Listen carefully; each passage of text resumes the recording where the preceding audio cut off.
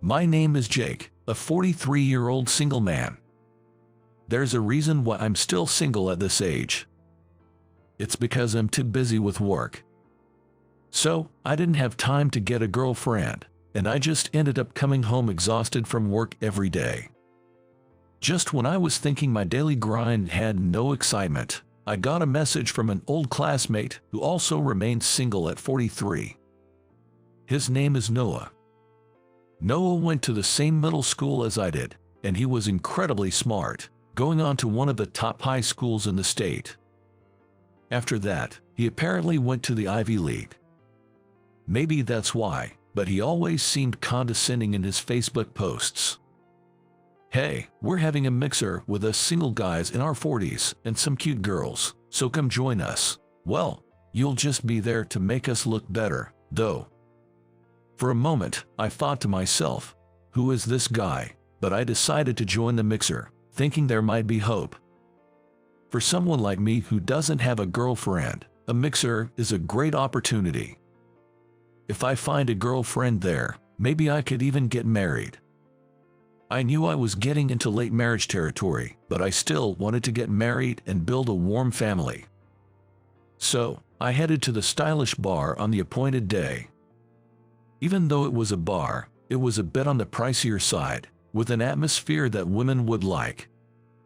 Wow, this is the place for tonight, right? Definitely looks like something women would like. Stylish exterior, and might even be a hidden gem. Hope I meet someone I click with. When I entered, Noah was already waiting at the table. Noah looked me over and then burst out laughing. What's with that lame outfit? You'll totally turn off the girls with that. That's the problem with you guys who only have a high school diploma. Is it really that bad? I thought I dressed reasonably well. No way, it looks terrible from any angle. My clothes are all top-notch. See, cool, right? At our age, you've got to wear decent brands. And check out this watch too. It's a Bruegel I bought recently. Ah, I see. Looks good on you. Noah proudly showed off his brand name gear. Since he got into a top trading company after university, he must have a pretty high salary. Yet, he has neither a girlfriend nor a wife, which made me wonder. Well, I could pretty much guess why. He's really arrogant and always talks down to people, so it's no wonder women get turned off. I figured he must have been dumped a few times because of his attitude. Noah, you seem like you'd be popular, so why don't you have a girlfriend? I know it's a bit rude to ask. You don't get it. There's no woman out there who's good enough for me. I'm not interested in any cheap women. I only want to date women who are cute, beautiful, and smart. Is that so? But the girls coming today are definitely worth looking forward to. They all have college degrees and good jobs, so they seem promising. I don't just want a wife to relax because I earn well. I prefer a woman who works hard and earns well too. And of course, youth is important. Youth. I was a bit taken aback that he, a 43-year-old man, was still looking for youth in his partner. As for me, as long as the women coming to the mixer weren't significantly older or younger, I was open to meeting anyone. I mean, if I'm 43 and she's 70, we probably wouldn't have much in common and I'd be worried about our future. On the other hand, if she's too young, like 20, it might feel like I'm with a child. But then, there are plenty of marriages with big age differences, so it's really up to personal preference. Eventually, the women arrived at the bar one by one.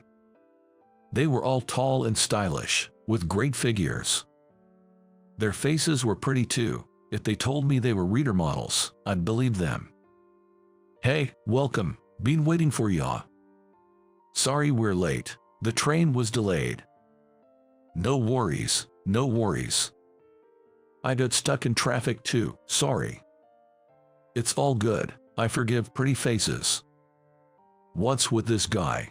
I thought, finding him a bit creepy. He was totally smitten with the women, practically drooling over them. He seemed like an old man with ulterior motives, and I thought I'd hate it if people thought I was like him. Noah was clearly trying to win over the women by offering them drinks and saying things like, "It's on me tonight. Eat and drink as much as you like. Should we go for the all-you-can-drink plan? I'm covering it today." Well, we really shouldn't. Yeah, let's just split the bill among all of us. No worries, I've got plenty of money, so let's go for the all-you-can-drink. Now that we've ordered, let's introduce ourselves. I'm Noah, a 43-year-old working at a trading company, the Big Johnson Corporation. Wow, that's impressive. Johnson's got a lot of commercials on TV. Right. I'm working hard there as a salesperson. Nice to meet you. I'm Tina, 28 years old. I work at a clinic in Westchester. I'm Mandy, 29 years old. I work at the same place as Tina. You're both so young. From an old guy's perspective, you're both fresh and youthful. Okay. I see. The two women seemed a bit put off by Noah's forwardness. They probably found it creepy and intimidating. Hey, loser, introduce yourself too. I'm Jake, a 43-year-old. Noah and I went to the same middle school. Yeah, this guy's been like a bad penny since middle school. Well, I've always been picking on him. He can't even talk back. Oh, is that so?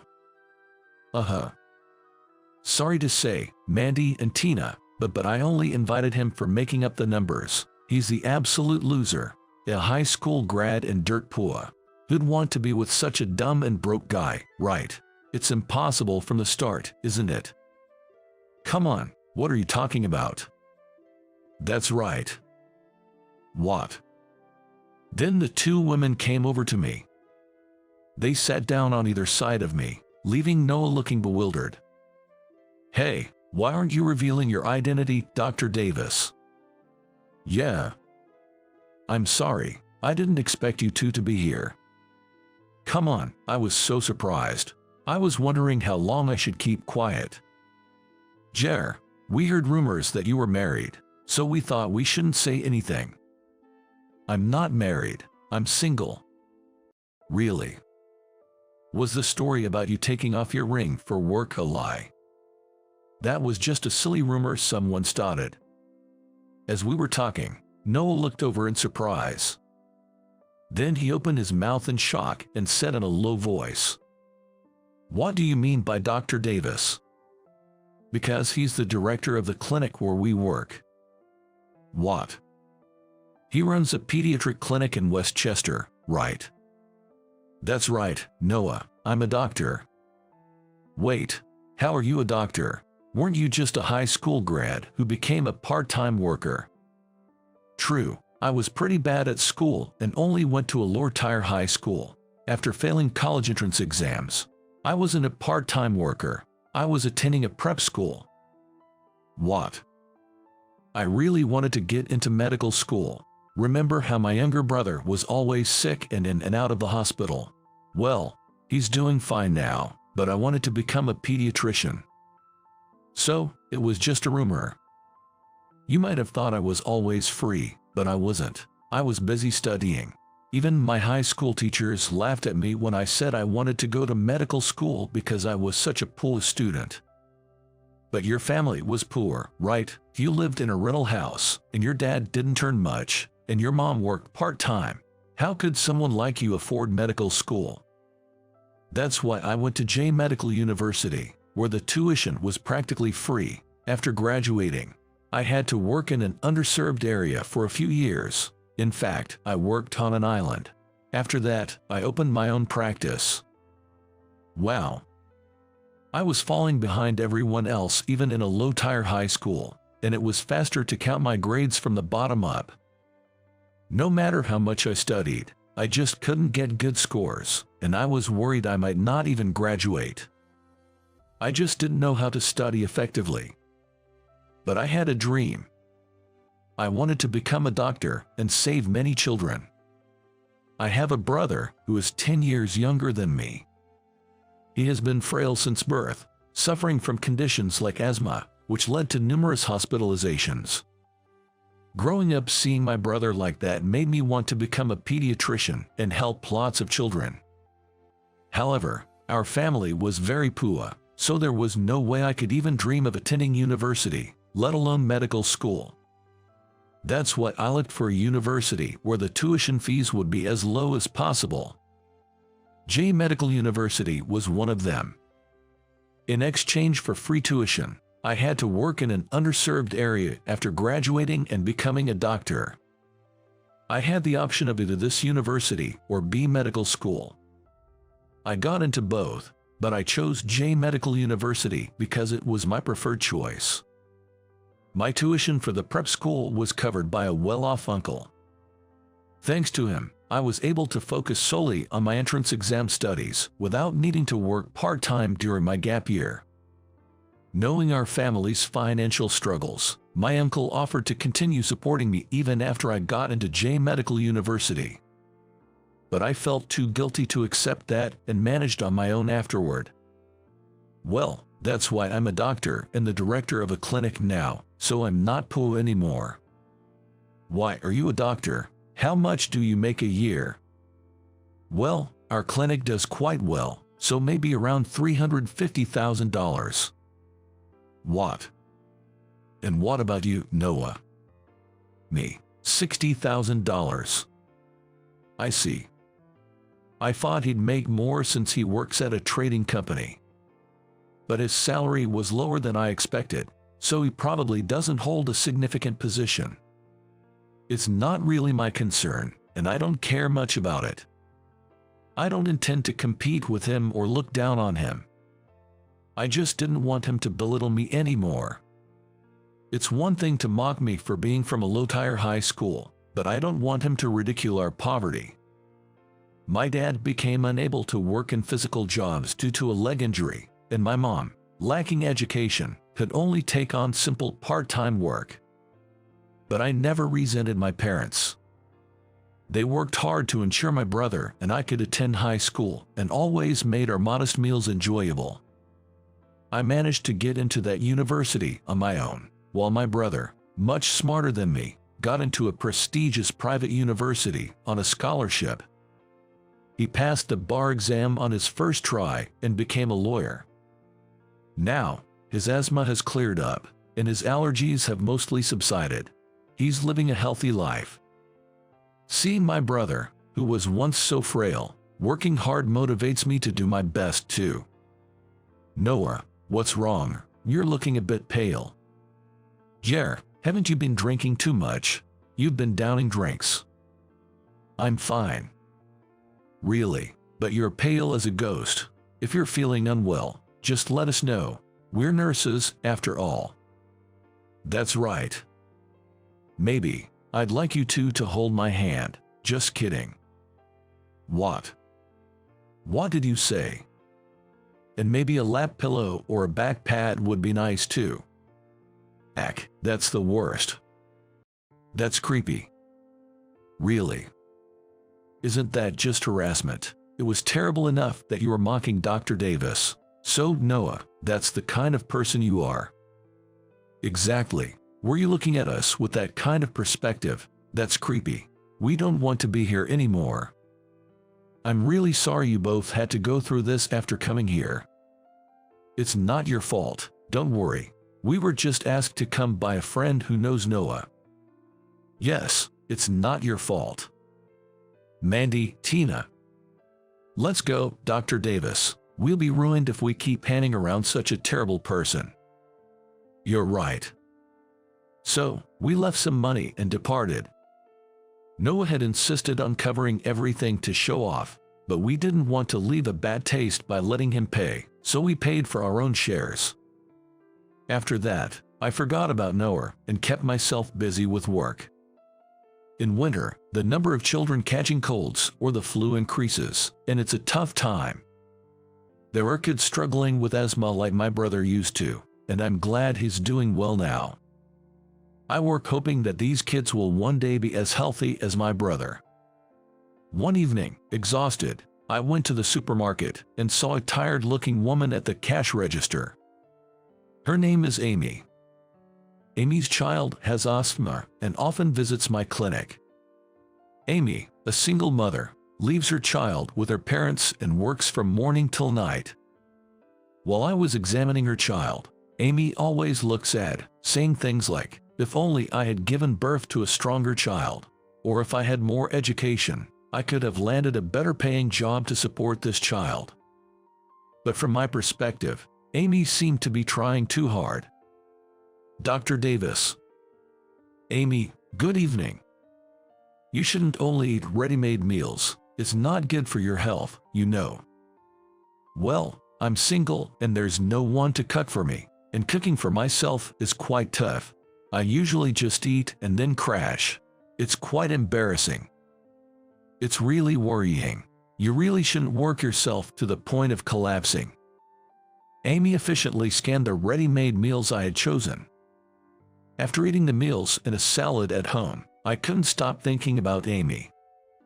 I had developed an indescribable feeling for the mother of my patient, Richard.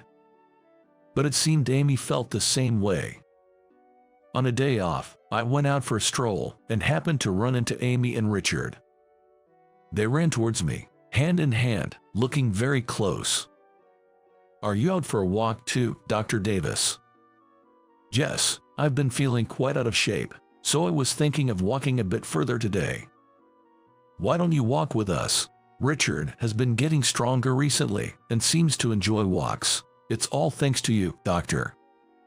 No, I haven't done anything. It's all because of you and Richard being so diligent. Good job, Richard." Richard smiled at me brightly. I couldn't help but think how wonderful it would be if such a cute child were my own son. After that, Amy, Richard, and I would often meet for walks. It was as if we had agreed to be out at 10 a.m. on our days off. Then, Amy told me her feelings. I was so shocked that I froze. "I've always admired you, Dr. Davis. I've never felt this way before." Really?" I could only offer a weak response. I was happy to be admired, but I wondered if it was right for a doctor and his patient's mother to have such feelings. There was nothing improper about it, nor was it legally forbidden. But what would Richard think if he found out? Could a 5-year-old like Richard understand our feelings? Maybe not, but children are often more perceptive than we think. "I want to be of help to you, Dr. Davis. My ex-husband was very scary, and I couldn't talk back to him. But you're very kind, and I feel like I can be with you forever. So, would you consider a relationship with marriage in mind with me? I'm sorry for a woman of no particular education like me to ask this." "No way, Amy. The truth is, I've been thinking about you all this time too. I've struggled for a long time wondering if it's okay for me to have these feelings. But I'm tired of suppressing my emotions. I want to be with you, Amy." Dr. Davis. So, with pleasure. I never had a girlfriend before. I wasn't popular in high school, and during my gap year, I was too busy with entrance exam studies to even think about romance. Then, in college, I was overwhelmed by the sheer amount of studying, leaving no room for a relationship. Working in a rural area, there were hardly any young people around, making it impossible to find a partner.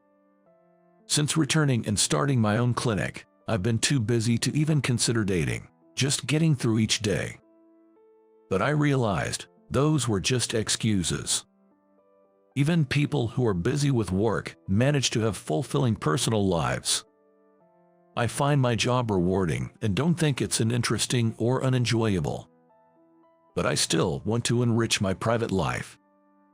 I owe it to my brother, who's always worried about me, to show him that I'm enjoying my personal life too. Above all, I decided I didn't want this kind of life. Becoming a doctor was great, but I wanted to enrich my private life and have more enjoyable days. I want to walk for life with Amy. Lately, I've come to think of Richard as my own child, and I want to make him happy. I want to give my elderly parents peace of mind. My emotions were a whirlwind, and I found myself crying.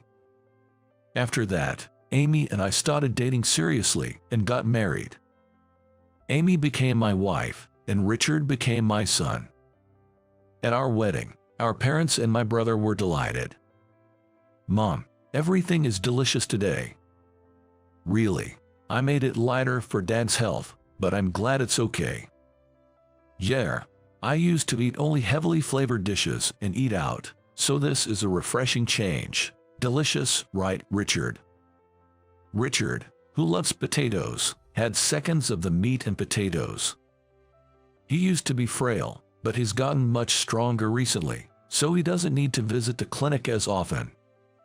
I wonder if I'm doing anything beneficial for the children. I achieved my dream of becoming a doctor, which seemed impossible before.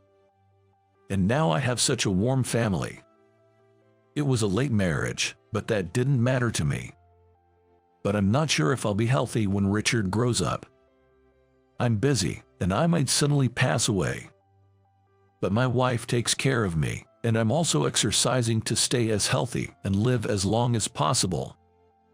Richard is currently obsessed with baseball, so I bought him a complete set of equipment, and we play together. He wanted an adult glove, so I got it for him. He begged for his favorite one he found in the store. He wants to be a professional baseball player in the future, so I want to be healthy until his dream comes true. Time flew by quickly. Richard is doing great in his high school baseball team. He joined a strong baseball school and even made it to state championship. I couldn't be there because of work, but my wife went to support him. And they won the championship. I was so proud of Richard. And I'm grateful to my wife, who has supported Richard and me all this time. She wakes up early every day to make lunch and thinks about our health. I'm motivated to work even harder for my family. By the way, Tina and Mandy, who were at the mixer that time, are also married with children. They're still working at the clinic, part-time, but they're reliable colleagues. As for Noah, who always made fun of me, he got into trouble for harassing a young girl at his company, leading to a serious incident and getting fired. I wonder what he did to end up like that, but it must have been pretty bad. Well, Noah doesn't matter anymore. All I have to do is keep working hard for my family.